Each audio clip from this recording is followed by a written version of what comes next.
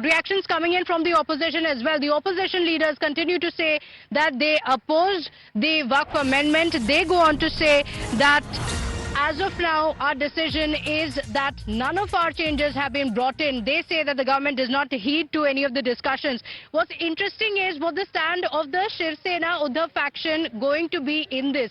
What is their stand going to be? Will they oppose it?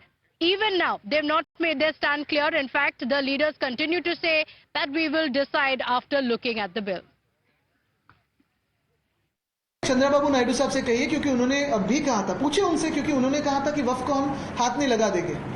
तो जिस भाजपा ने महाराष्ट्र में वक्फ के बारे में बहुत सारी बातें फैलाई थी, सारी फेक न्यूज थी, उसी भाजपा को पूछिए कि आप चंद्रबाबू नायडू साहब को पूछेंगे क्या कि उनका स्टैंड क्या है, नीतीश कुमार जी को पूछेंगे क्या उनका स्टैंड क्या है। पहले उनका स्टैंड आने दीजिए, हम अपना स्टैंड बता दें।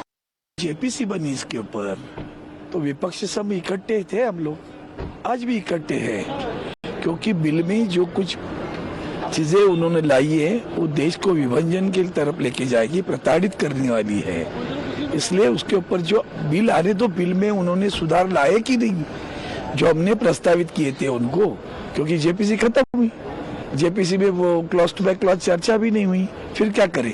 कल हम लोग चर्चा करेंगे, हम लोग कोई पूरा चर्चा करेंगे, हमें जो मुद्दे रखने वो रखेंगे।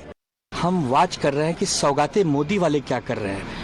जेडीयू टीडीपी के सांसद क्या रुख अपनाने वाले हैं। जब जेपीसी बन गई, जेपीसी में सुझाव हो गए, सबने अपने अपने सुझाव दिए, हमने भी सुझाव दिए। देखते हैं, अभी रात तो बाकी है ना, हम उन पर नजर बनाए हुए हैं। The introduction stage itself, India Alliance parties and all along with other like-minded parties on the introduction stage itself is opposing the anti-constitutional provisions of Waqf bill. Waqf bill, amendment bill, basically it is a targeted legislation and it is fundamentally against the constitutional provisions. We will strongly oppose the provisions which are anti-constitutional on this issue.